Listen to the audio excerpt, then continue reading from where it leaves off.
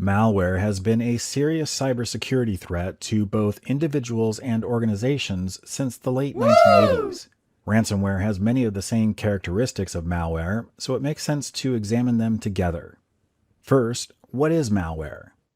Malware is a catch-all term for any software that is designed to gain unauthorized access to computers or network equipment with the goals of causing damage, extracting information, or making money for the attackers. Malware can take on many forms, including viruses, worms, trojans, rootkits, adware, and spyware. A growing form of malware attack is known as cryptojacking. This malware variant exploits a vulnerable computer and uses its resources to mine cryptocurrency. While there are many types of malware, the infection methods are often similar. There are two main ways that systems become infected with malware. The first is system vulnerabilities. These are flaws in hardware or software that allow malware to get installed and function. Usually patches exist to fix these vulnerabilities, but users and organizations don't always apply these patches in a timely manner, leaving themselves exposed. And even old vulnerabilities are still targeted by malware attackers. In 2020, a Microsoft vulnerability first identified back in 2012 was still included in the FBI's list of the top 10 most exploited security flaws. The second most common way that systems get infected with malware is users falling prey to social engineering. This happens when attackers successfully convince a user to download infected software, open an infected email attachment, or connect an infected disk or drive. The system still needs to be vulnerable to the malware that the user introduces for it to work, though. Now let's look at ransomware. Ransomware is a form of malware that has a special purpose. It encrypts data and files on the infected computer and instructs the user to send the attackers money to recover their information. In some cases, attackers will also steal files from the victim's systems and threaten to expose these files to the public to increase the pressure to pay. This is known as double extortion. Ransomware can be a lucrative income for attackers. In 2020, the FBI's Internet Crime Complaint Center, or IC3, received 2,474 ransomware complaints that cost victims over $29.1 million. Of course, these are only the attacks in America that were reported. The actual number of worldwide attacks and money made with ransomware is much higher. Although ransomware can use any of the malware attack techniques I mentioned earlier, one of the most common is the fake urgent email with a malicious link or attachment designed to trick users to click the link or open the attachment.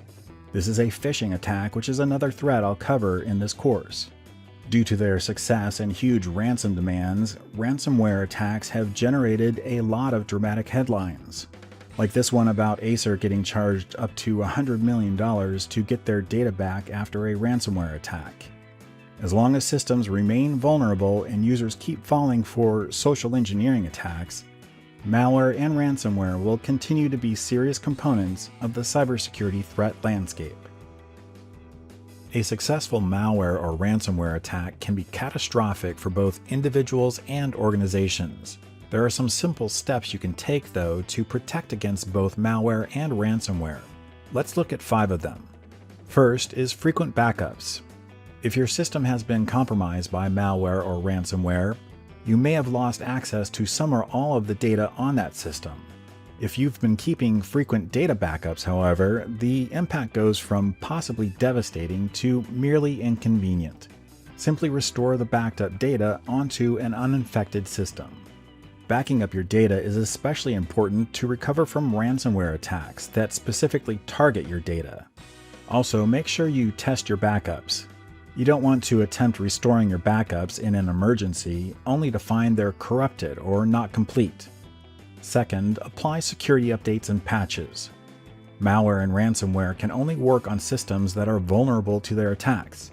You can significantly reduce your exposure to malware and ransomware attacks by making sure your systems have all their security updates and patches.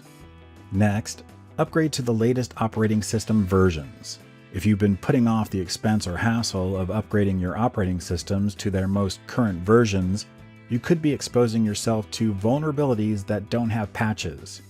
Plus, current operating systems are often designed to be more secure than previous versions. Fourth, install firewalls.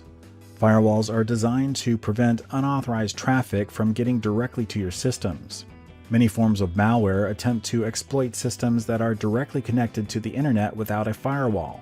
There are also types of malware that, once installed, attempt to communicate with a command and control system outside of the infected network. Hardware and software firewalls can block these malicious traffic flows. Finally, install anti-malware software.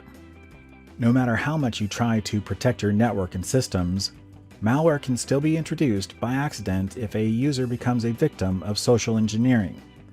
That's why it's important to install anti-malware software on all systems and make sure the malware signatures are updated at least daily. By following these security controls, you will be significantly reducing your exposure to malware and ransomware.